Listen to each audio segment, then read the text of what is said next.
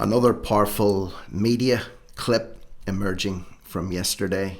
Conor McGregor has taken to the stage again, although this time in connection with a fight promotion that he runs, but took time to address again the issues that are plaguing Ireland, reflecting on his time in the White House with Donald Trump on St. Patrick's Day, and giving a very blunt and very thorough and very detailed assessment of where he thinks we're going at the minute, in no small part thanks to the EU Migration Pact, which he believes will be the ruination of Ireland.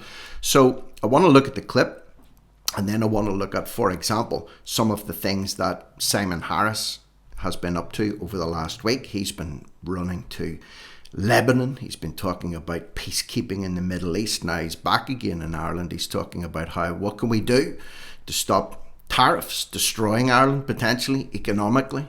Trump talking about increasing pharmaceutical tariffs up to 25%, which would have a massive impact on the Irish economy.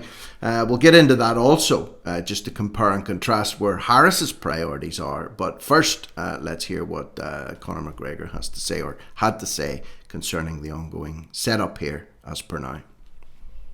Last week something happened to me. I went to the White House, and my country is in my heart bleeds for my country right now. So there's a lot of stuff going on back home. I'm happy with what I've done. There's something else for me that's in my gut right now, and that's kind of where I'm going. And right now, Ireland is in my thoughts, and that's where politics is a very, very dirty game, and I'm discovering that, and I've discovered that there is an issue with the EU Migration Pact that's essentially the ruination of Ireland. It will be the ruination of the indigenous people of Ireland, and I came out and was like, I'm going to dispute that. I'm going to fight and put that towards a referendum for the people. And all of a sudden now they're rushing it through. They're trying to rush it through. They're having a screaming match across the Doll. And I don't want to get into politics here. We want to talk bare knuckle and what we're about. But to let the people know my plans, or to let my political adversaries, we'll call, my plans, they plan ahead then to stop it or to stifle it. So I have many, many moves that can alter and correct Ireland and its situation where the political elite have a grasp on the power and it is fully removed from the people. And that's it. I'm going to keep going. I'm here with the US administration. I have the backing of Trump, President Trump, and it's about following through, So let's see.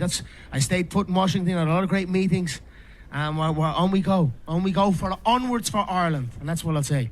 Thank you for that. Onwards for Ireland is what he says, and he has the backing of President Trump, and you can read into that whatever you like, but the optics were very much present over the last 2 weeks. We had Micheál Martin, who was finally invited to the White House for St. Patrick's Day, albeit around about 5 days in advance, where he stood up and he handed over his bowl of shamrock to Trump. Trump said how much he loved Ireland, and since then he started to play it tough, saying, well, Ireland's had it good for a long time with our pharmaceutical industry, for example. Now it's time for tariffs. Simon Harris wasn't even invited. Simon Harris was walking the streets of New York in his raincoat while Conor McGregor was in the White House on St. Patrick's Day, and the press secretary explaining to the world that the America's favourite Irishman, and what better Irishman to have in the White House on St. Patrick's Day than Conor McGregor. And then, of course, he held a very detailed conversation with him, which completely ruffled the feathers of the Irish establishment. Under no possible terms does Conor McGregor speak for the people of Ireland, said Micheál Martin, said Simon Harris, said a collection of ghouls in the Dáil. But the bottom line is he has more reach and he has more ears than any of the politicians, and they know it and they don't like it. And he's talking about running for Irish president. The chances of that happening, it's not impossible. They're slim, but it's not impossible. And he's talking about putting migration to a referendum for the people of Ireland if he does get elected, which of course I believe if they were to call a referendum on that. Personally speaking, tomorrow, I'm sorry, but the mainstream media propaganda push and the government's push that it's a great thing and it's something that makes the country stronger rather than weaker. I would say the 15,000 plus Irish homeless people and people that are struggling to make ends meet at the minute, people that can't buy a house, people that can't afford to rent a house, I would say that they would very, very much disagree. People in villages and towns all over Ireland where thousands of men are being thrust into their midst against their will, I would say that they would very much disagree with that. So it's interesting to see how this is playing out. There have been other news articles released today. I'll maybe cover one of them later on, where it's being reported that despite migrants having better education and better health than Irish people, yes, a real propaganda piece from RTE, the Irish Times and everyone else, despite all that, despite the fact that migrants are smarter and healthier than Irish people, they're getting it tighter. They're finding it more difficult to get a home or get a place to work, despite all this education and health. So moving on, Simon Harris, he's been moving around this week here. We have him met with Slovak First Minister in Dublin this morning. That was just fresh off the press today. We marked our ongoing bilateral relationship and discussed the latest developments on trade. We agreed that the EU must act strategically together over the coming period. So you have McGregor on one side talking about how the EU Migration Pact could be the destruction of Ireland, and then we have this wet wipe, Simon Harris, standing here shaking hands with the Slovak First Minister. Does anyone out there even know who the Slovak First Minister is? Do any of you out there even know where Slovakia is on a map? Does anybody actually believe that Ireland needs to forge closer ties with Slovakia? And I'm not knocking Slovakia, by the way, but what I'm saying is we have enough problems domestically that he's sitting holding court with the Slovak First Minister. Earlier on this week, he was out in the Middle East, a positive and warm meeting with Lebanon's Minister for Foreign Affairs in Beirut, discussing developments in the Middle East and how Ireland can best support Lebanon and the region towards peace. Ireland doesn't even have an army.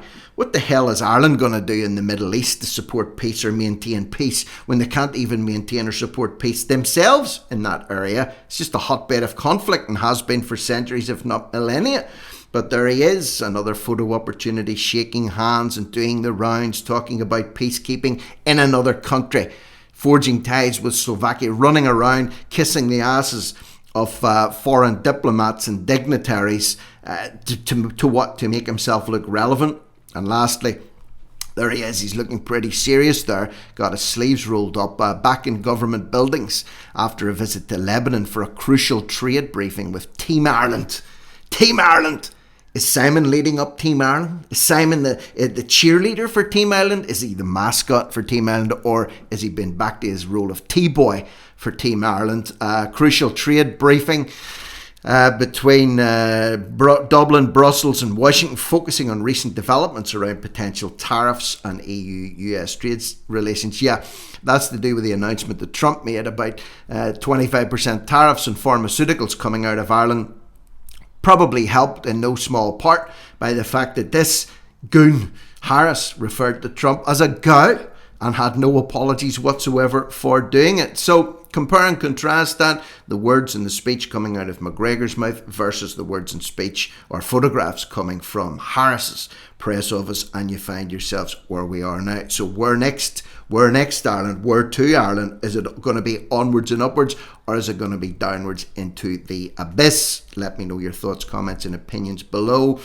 Subscribe to the channel if you haven't done so. Consider joining the channel if you haven't done so. There's a members only question and answer video posted up every Wednesday where we talk about topics that maybe haven't been covered through the week. You get to ask me thoughts and opinions on certain things, and we go into it in depth on those members videos. So for now, I'm Rick Bunn, No Risk No Reward Media, over and out.